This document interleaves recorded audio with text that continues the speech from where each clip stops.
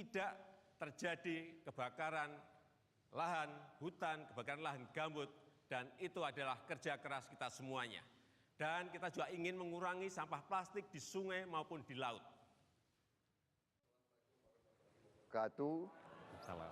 Saudara-saudara sekalian, sahabatku dimanapun kau berada, majelis yang terhormat, Saudara Insinyur Joko Widodo yang saya hormati, malam hari ini kita berkumpul untuk membahas masalah-masalah yang sangat penting dalam kehidupan bangsa, yaitu infrastruktur, pangan, energi, sumber daya alam, dan lingkungan hidup.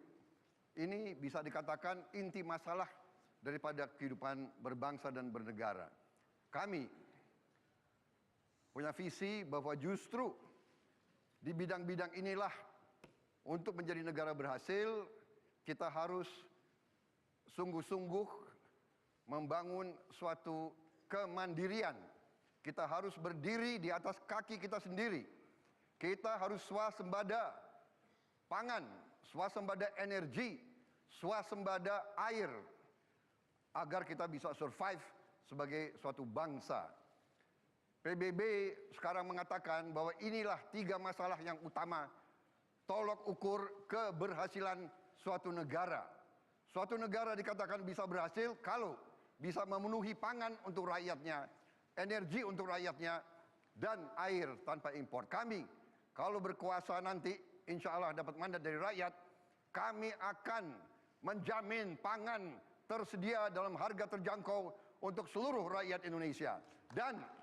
Dan kami akan menjamin bahwa produsen, petani, peternak, petambak, nelayan harus mendapat imbalan penghasilan yang memadai.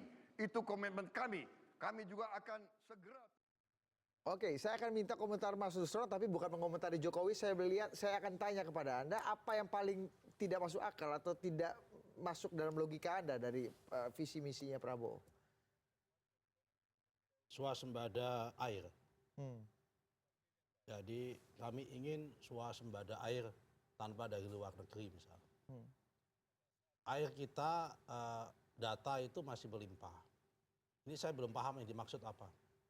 Mungkin yang dimaksud adalah pengelolaan air tanpa investasi asing mungkin begitu. Atau bagaimana, ini perlu diperjelas. Jadi kalau kita kembalikan bahwa pengertian tadi, di situ ada state bahwa air tanpa impor. Ya memang sampai hari ini Aqua maupun air yang lain pun juga air di dalam sini dieksploitasi atau dieksplorasi oleh pengusaha-pengusaha, oleh investor-investor itu.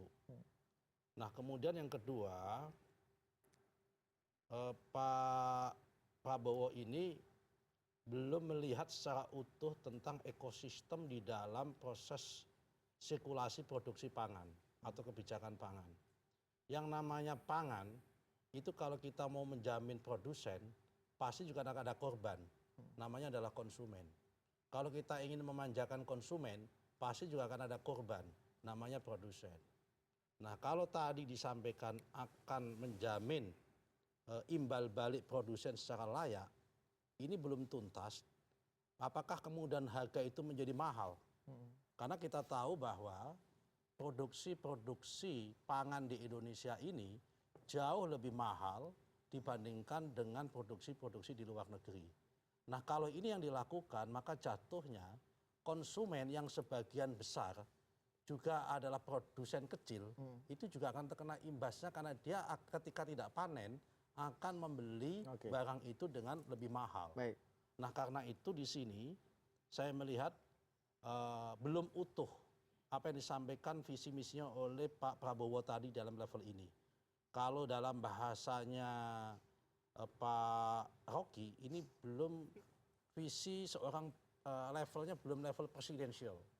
Ini visi-visi teknokratik yang retoris, yang belum bisa dibumikan secara utuh. Oke, Rocky, apa yang paling tidak masuk akal atau melanggar logika Anda dari visinya Presiden petahana? Bahkan Pak Jokowi nggak mengumumkan visi itu tadi. Dia kasih contoh langsung tentang sukses apa tadi itu, dana desa, lalu lingkungan, nggak ada plastik, kebakaran segala macam. Justru dengan 2 contoh itu dibatalkanlah prestasi Pak Jokowi. Jadi Pak Jokowi itu bikin gol bunuh diri sebetulnya dengan 2 fakta itu. Mesti cari fakta lain yang sukses. Kalau soal kebakaran, 3 hari lalu kota Dumai itu kebakaran di Jambi ya, di Riau, Dumai itu kebakaran ada di semua TV muat.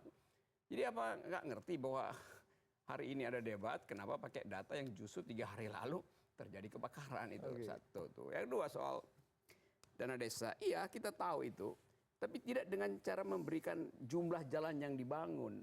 Mestinya beliau bikin evaluasi bahwa belum sempat jalan banyak, akui aja bahwa masih ada masalah birokrasi di situ, masih ada kroni. Jadi dana desa itu bocor karena ditampung oleh kroni elit desa tuh. Itu masalahnya tuh.